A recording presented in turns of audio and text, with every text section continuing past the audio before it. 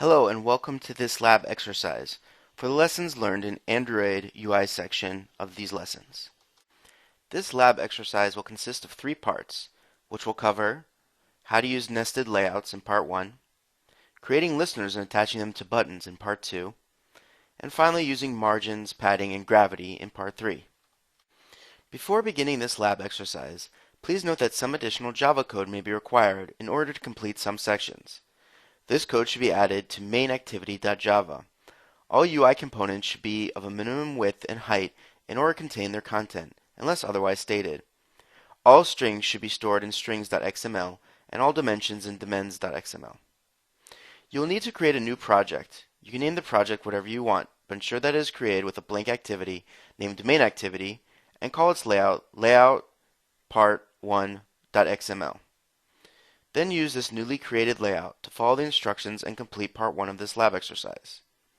Once part 1 is completed, you can run the demo application to verify your results.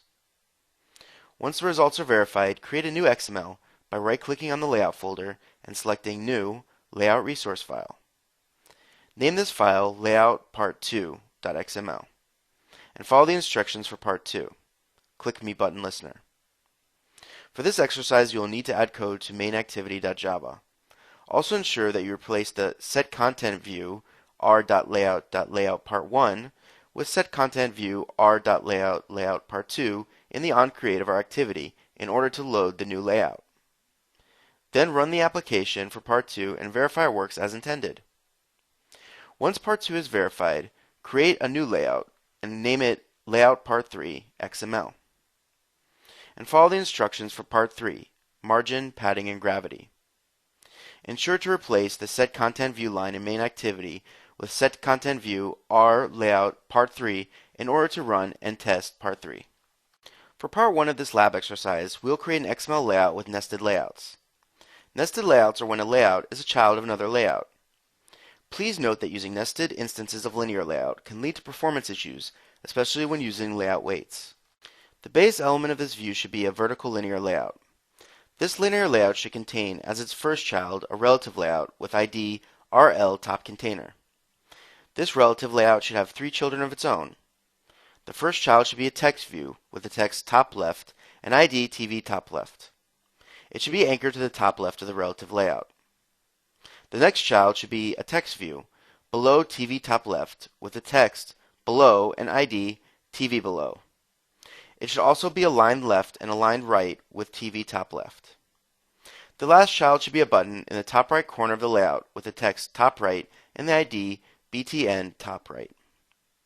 Below the relative layout, as a child of the linear layout and not the relative layout, should be another text view with the text below relative layout and with the ID TV below RL.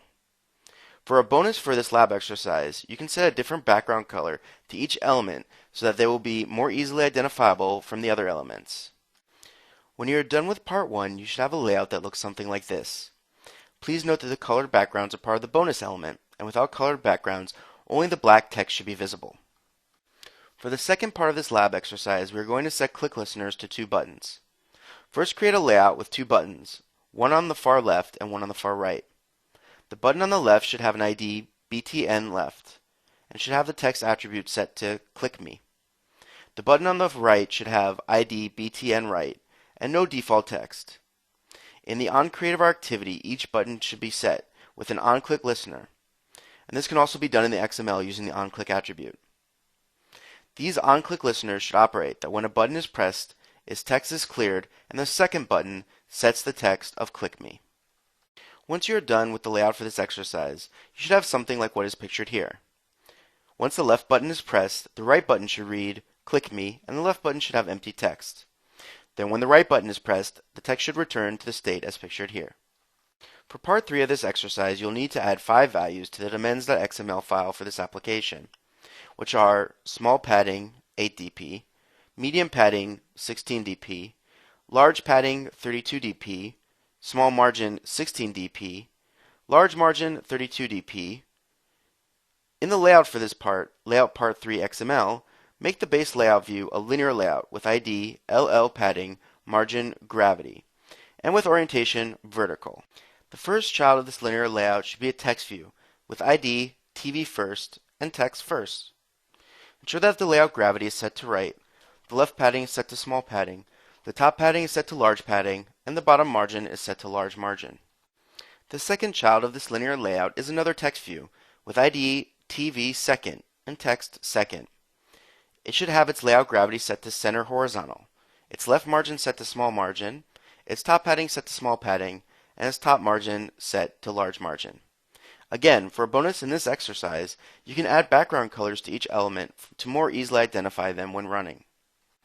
Also, as a special configuration, the main parent for this layout, the view LL padding margin gravity, which is a linear layout, should have its width and height set to match parent. When you complete this exercise, you should have a view that looks like the one presented here. Please note that the green background color is added to the linear layout, a blue background color is added to the first child, and orange background color is added to the second child to allow for easeability of identifying each element. A solution for this exercise is also included with an accompanying video to explain how it was constructed.